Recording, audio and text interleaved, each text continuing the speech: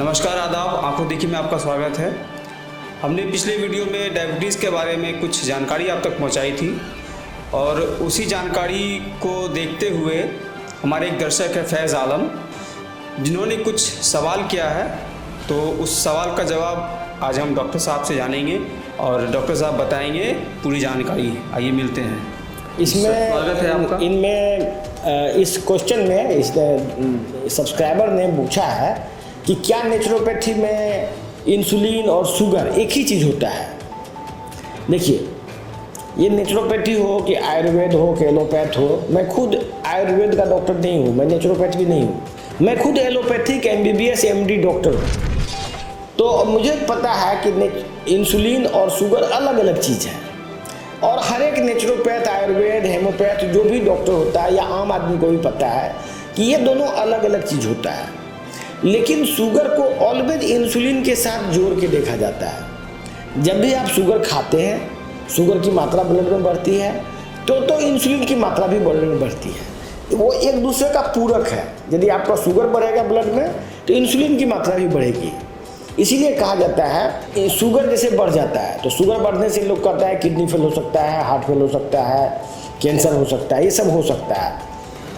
तो क्या इंसुलिन बढ़ने से भी ऐसा हो सकता है?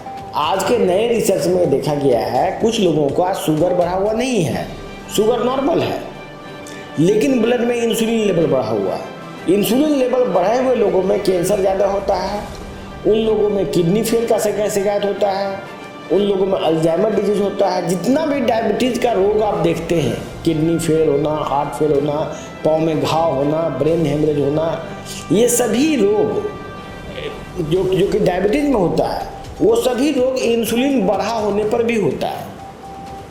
तो अभी के लेटेस्ट रिसर्च में यही पाया गया है कि जब ब्लड में इंसुलिन की मात्रा बढ़ जाती है तो आपको किडनी फेल होने की संभावना, हार्ट फेल होने की संभावना और जो भी डायबिटीज में होता है वो सभी होने की संभावना बढ़ जाती है। उन लोगों में ब्लाइंडनेस की भी होने की संभावना बढ़ जाती है। तो अब प्रश्न ये उठता है कि ज़्यादातर डॉक्टर इंसुलिन लिख क्यों रहे हैं? यही सबसे बड़ी समस्या है कि डॉक्टर इंसुलिन लिख क्यों रहे हैं।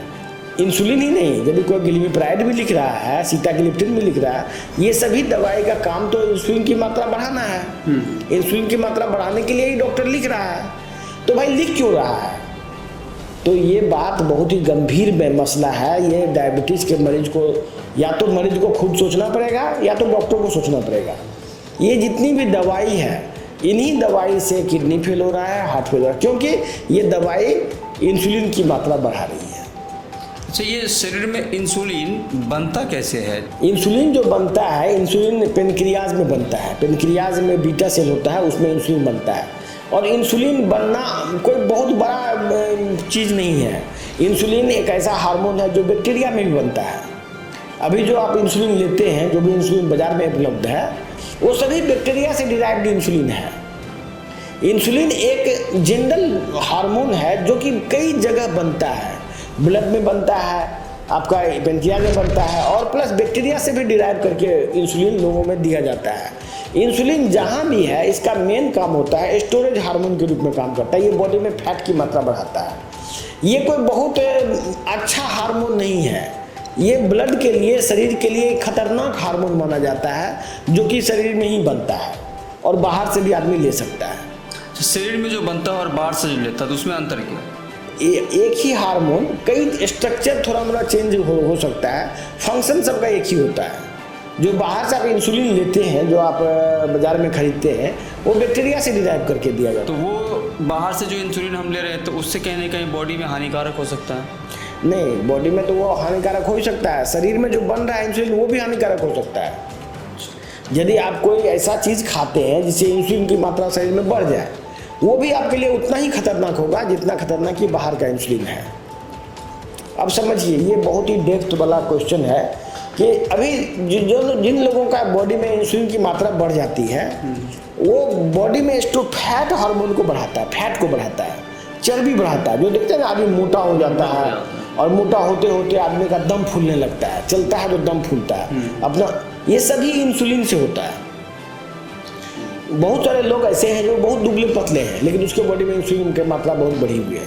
असल में होता क्या है कि बॉडी मोटा नहीं हो सकता, उसका शरीर का कंस्ट्रक्शन ऐसा है कि वो मोटा नहीं हो सकता, लेकिन अंदर में, शरीर के अंदर में, मांसपेशी में, उसके कोशिकाओं में और ब्लड वेसल्स में चर्बी भर जाता है, जिससे कि वो अंदर ही अंदर जो है मतलब चर्बी से भर जाता है, बिना मोटा हुए वो चर्बी से भर जाता है, और उन लोगों को भी हार्ट अटैक, किडनी फेल हो जाता है।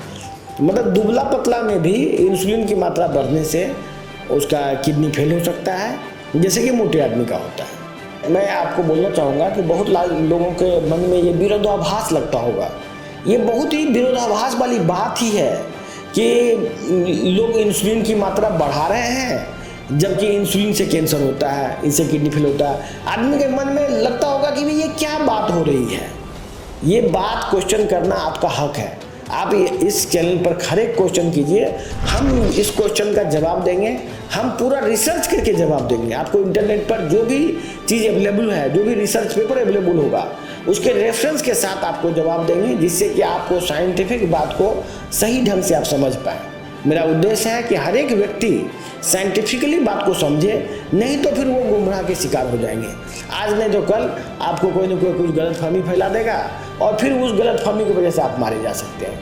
तो मैं आपसे रिक्वेस्ट करता हूँ, आपको जब भी कोई सवाल हो आप मुझे पूछें, मैं उसका जवाब साइंटिफिक ढंग से विद रेफरेंस के साथ, विद जर्नल के साथ मैं आपको दूंगा। किस वैज्ञानिक ने वो शोध किया है, इसका क्या प्रूफ है, इसमें क्या सच्चाई है, जो भी चीज़ आप जानना चाहेंगे मैं सब कुछ बताऊँगा। मेरा ये ड्यूटी बनता है। धन्यवाद। बहुत बहुत शुक्रिया सर आपका। शायद मुझे उम्मीद होगी कि आपके सवालों का जवाब मिल गया होगा फैज़ आलम साहब। आगे हमारे चैनल पे बने रहें और देखते रहें। आपको देखिए न्यूज़, मोहम्मद हफीज़, पूर्णिया।